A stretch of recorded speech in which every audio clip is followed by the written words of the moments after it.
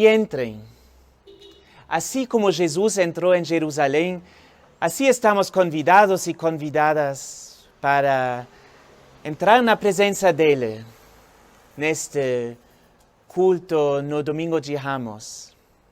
Sejam todas bem-vindas, todos bem-vindos aqui em São Paulo, na Grande São Paulo, São José dos Campos, Santos, onde for que vocês estejam agora. Domingo de Ramos significa que Jesus quer entrar não só em Jerusalém, mas nos nossos corações, nas nossas vidas.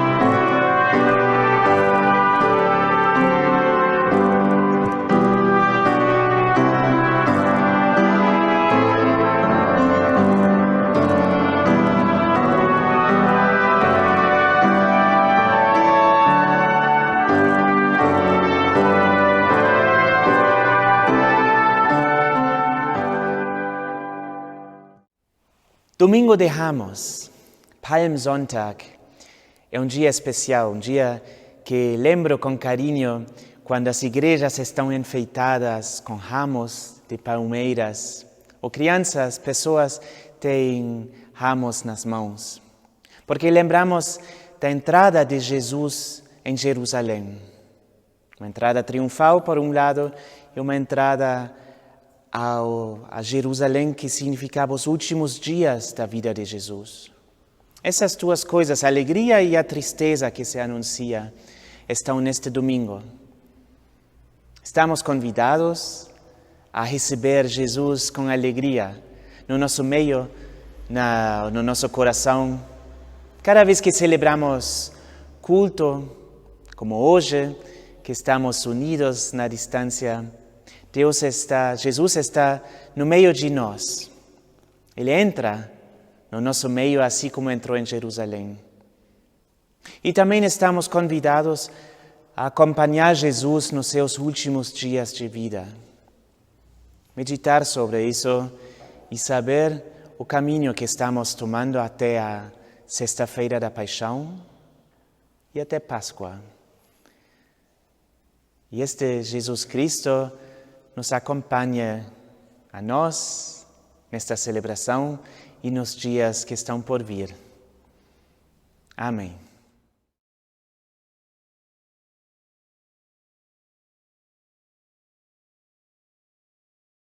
Como é bonito, Senhor, cada manhã te agradecer.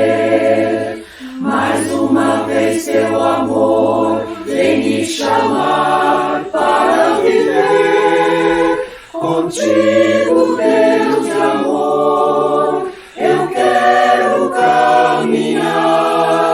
E assim por onde eu for, irás me acompanhar.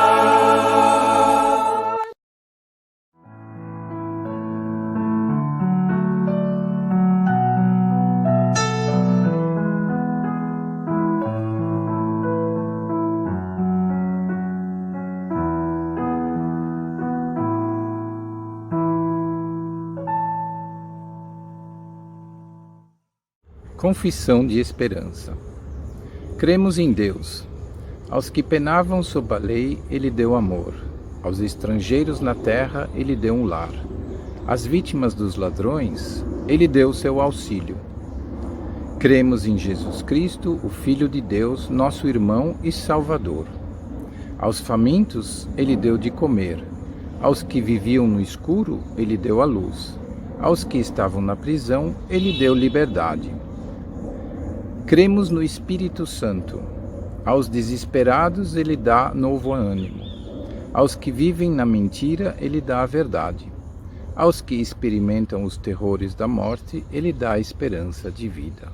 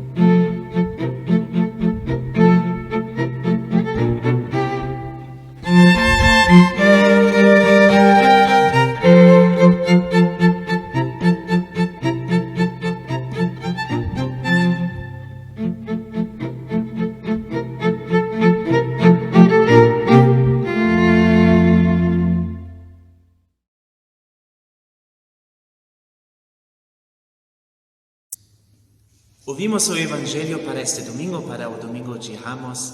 Achamos ele no Evangelho segundo Mateus, no capítulo 21, e diz assim: Quando iam chegando a Jerusalém, pararam no povoado de Betfagé, que fica perto do Monte das Oliveiras. Dali Jesus mandou 2 discípulos na frente, com a seguinte ordem: Vão até o povoado que fica ali adiante, e logo vocês encontrarão uma jumenta presa e um jumentinho com ela. Desamarrem os dois e os tragam aqui. Se alguém falar alguma coisa, digam: o mestre precisa deles. Assim deixarão vocês trazerem logo os animais. Isso aconteceu para se cumprir o que o profeta havia escrito. Digam ao povo de Jerusalém: agora o seu rei está chegando. Ele é humilde e está montado num jumentinho, filho de jumenta.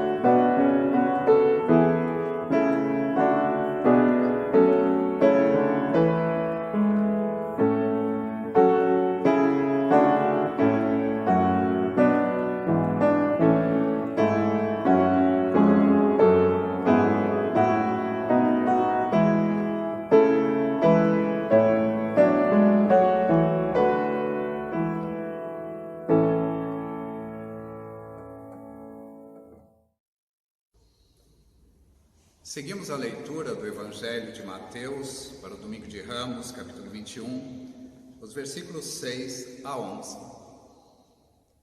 Então os discípulos foram e fizeram o que Jesus havia mandado. Trouxeram a jumenta e o jumentinho, jogaram as suas capas sobre eles e Jesus montou.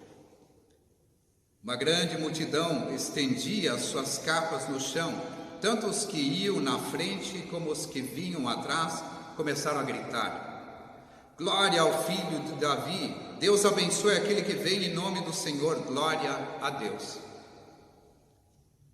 Quando Jesus entrou em Jerusalém, toda a cidade ficou agitada e o povo perguntava: quem é ele? A multidão respondia: este é o profeta Jesus de Nazaré, da Galileia. A graça de nosso Senhor Jesus Cristo, o amor de Deus Pai e a comunhão do Espírito Santo esteja com todos vocês nesta hora. Acabamos de ouvir do colega Daniel um texto em que muitos podem dizer somente a igreja mesmo, somente pastores, para trazerem um texto de uma entrada triunfal no momento em que vivemos numa angústia, com medo, com uma depressão, com uma parada que ainda não pode ser dimensionada. A quebra da Bolsa em 1929, a Segunda Guerra Mundial, de que forma os registros da história irão falar desse momento que nós estamos vivendo e presenciando no mundo todo, em especial numa grande cidade como São Paulo.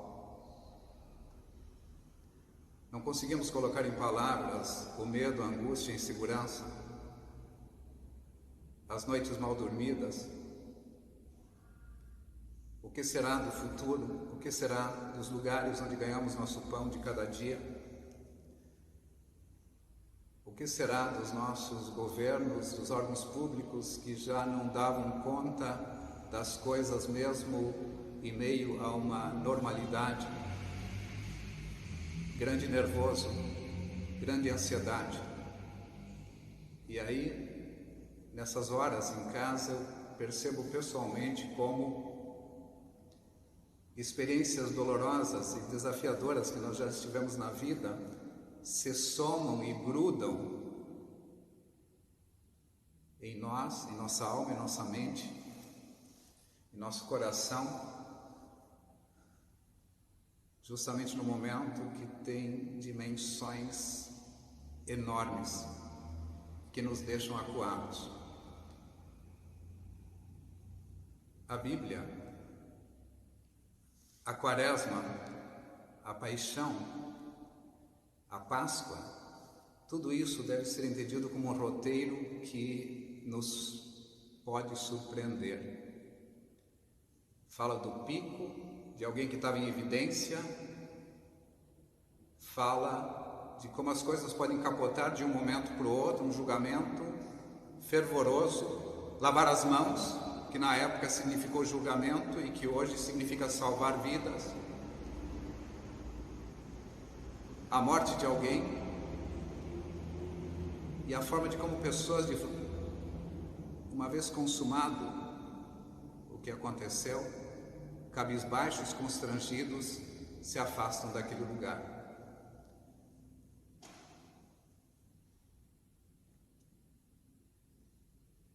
Devo falar, por mais que haja agitação na mídia, o nervoso, as palavras de efeito, falatórios, que também no meio religioso se multiplicam falas, que até mencionam o vírus como um profeta, alguém que vem nos ensinar alguma coisa.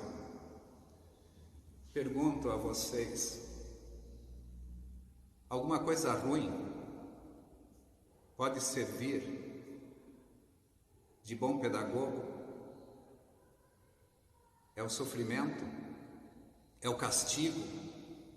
é o descontrole, são as palavras de efeito que vão nos salvar. Na boca da noite, um gosto de sol. O que nos salva? Num dos momentos mais difíceis, nesses primeiros dias de quarentena, sem eira, sem beira, me sentindo desautorizado, numa manhã recebi uma postagem de uma das filhas que mostrou um concerto, um momento aqui na Igreja da Paz. E aí eu entendi o que significa, mesmo afastado, fazemos a experiência maravilhosa de que estamos espiritualmente juntos. A gente só perde aquilo que nunca teve, mas as experiências que nós já fizemos, que qualificaram a nossa vida, o amor experimentado, a admiração e a reverência e a alegria em relação a nossos filhos e netos, nossas realizações, nossos dons, mesmo nos momentos mais difíceis, e é isso que é registrado aqui na Igreja da Paz, num bom concerto, numa palavra apropriada, numa foto que eu recebo de um batismo, de outras épocas, de um casamento. A Igreja da Paz, confiem nisso, lembrem, e com certeza vocês estão experimentando isso em suas casas. A Igreja da Paz é um baú que tem guardado, como numa ferramenta, numa caixa de ferramentas, aquilo que nós precisamos para o momento. Deus não castiga, Deus não precisa de um vírus para nos dar uma lição e tornar a humanidade melhor. Deus, de forma solidária, como diz Martin Luther King, sofre ao nosso lado, e Deus também na Quaresma, na Sexta-feira Santa, empalidece e aparentemente está muito tênue e fraco na nossa vida. E aí aparecem profetas com palavras de efeito, pedindo que a gente tenha ainda mais fé, que a gente melhore, como se por decreto a vida e aquilo que é precioso na nossa vida fosse se consumar. O que é ruim não nos torna melhores. O que é perigoso não nos torna melhores. O que é ruim e perigoso é perigoso e é ruim. E nesse momento temos que confiar que a ciência, os pesquisadores, os médicos, as médicas, enfermeiros e enfermeiras, o serviço público, principalmente os dirigentes também, encontrem forças que vão além das suas próprias forças. E no momento em que, de uma forma maravilhosa, nos próximos meses, os pesquisadores encontrarem um caminho, eles vão sentir um gosto de sol naquilo que estão pesquisando, no remédio que vão poder entregar.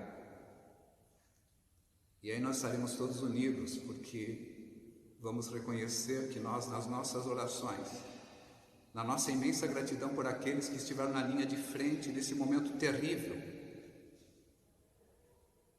conseguiram experimentar, para além das suas próprias forças, da sua inteligência, da sua dedicação, do compartilhamento de dados, um gosto de sol que apontou o caminho para fora dessa crise terrível.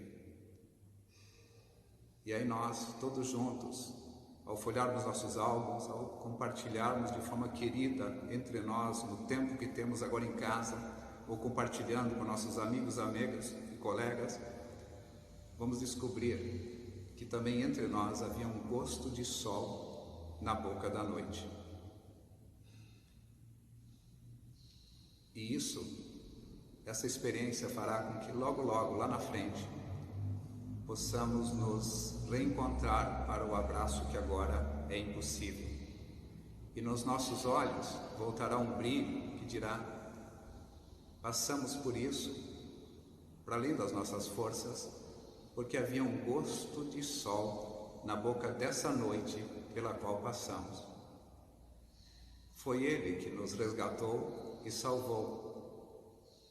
Não é o que é negativo, o que atemoriza, o que nos torna inseguros, o que nos desqualifica, que nos salva. O que nos salva, por vezes, é muito frágil, muito tênue, mas confie nessa força, porque é ela que faz com que a nossa vida reencontre de forma fortalecida e esperançosa o sabor pela vida e a noção de que Ele esteve do nosso lado, nos resgatou e salvou.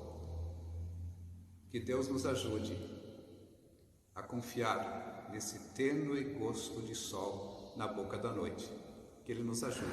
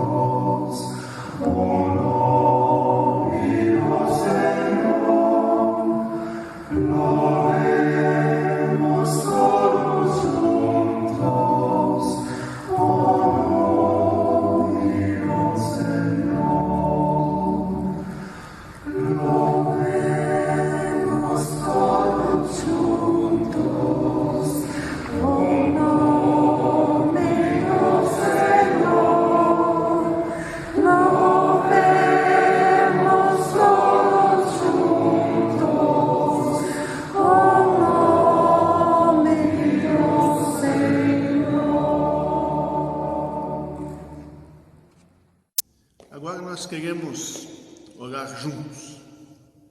A oração é um momento que a gente fala conosco mesmo.